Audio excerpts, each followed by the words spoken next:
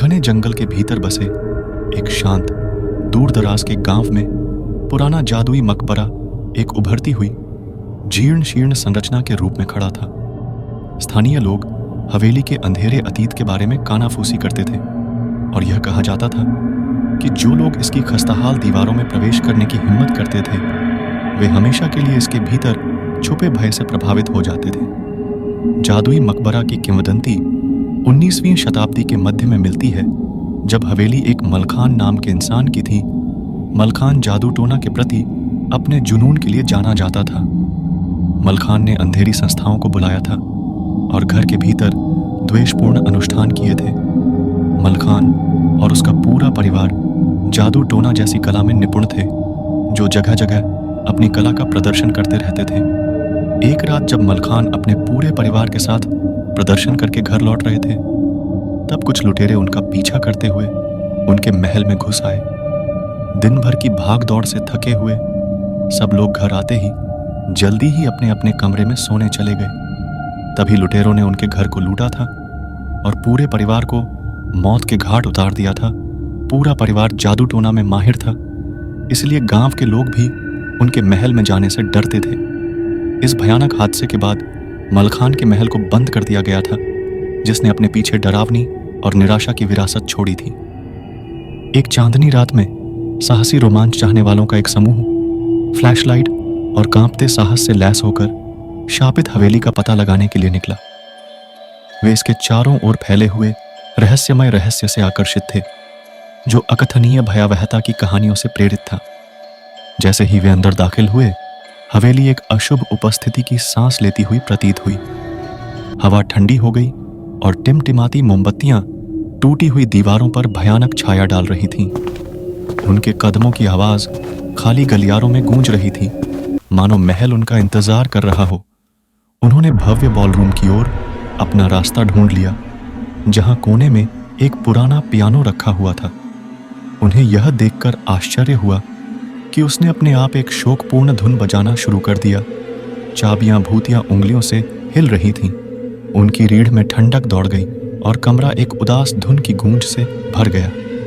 आगे बढ़ते हुए उन्होंने भयावह मलखान परिवार की लाइब्रेरी की खोज की, जो धूल भरी कब्रों और निषिद्ध ज्ञान से भरी हुई थी। ऐसा लग रहा था कि किताबें जीवंत हो उठी हैं। उनके पन्ने अनदेखे हाथों से पलटे जा रहे थे। भयावह प्रयोगों और अकथनीय कार्यों का विवरण सामने आ रहा था। हवेली के भीतर वे एक कक्ष में घुस गए, जो मलखान के सबसे भयावह अनुष्ठानों का स्थल था। केंद्र में एक अंधेरी वेदी थी, जो फर्श पर खुदे हुए भयावह प्रतीकों से घिरी हुई थी। अचानक कमरे में दमनकारी अंधेरा हो गया और मलखान परिवार की भूतियां छवियां प्रकट हुईं। उनकी आंखें द्वेष से भर गईं। दूसरे कमरे से कुछ आवाजें आने लगीं। ऐसा लग रहा था जैसे अंदर कमरे में कोई तमाशा हो रहा हो। दरवाजा जैसे ही खुला, उनके सामने एक भयावह दृश्य घूमने लगा। कमरे में एक जगह धीमी रोशनी में लालटेन जल रही थी, जहां किसी के होने का आभास हुआ। शायद कोई लालटेन की धीमी रोशनी में किताब के पन्नों को उलट पलट रहा था। जैसे ही उसने चेहरा इधर घुमाया, सबके होश उड़ गए। उसकी आंखों की पुतलियां नहीं थी, जैसे किसी ने उसकी आंख निकाल लिया हो। पूरा समूह खौफ से भागने लगा। उनके कदम तो चल रहे थे, पर रास्ता खत्म होने का नाम ही नहीं ले रहा था, जैसे हवेली ने उनको कैद कर लिया था। इसका लेआउट भूल भुलैया की तरह बदल गया, जिससे वे अंदर फंस गए।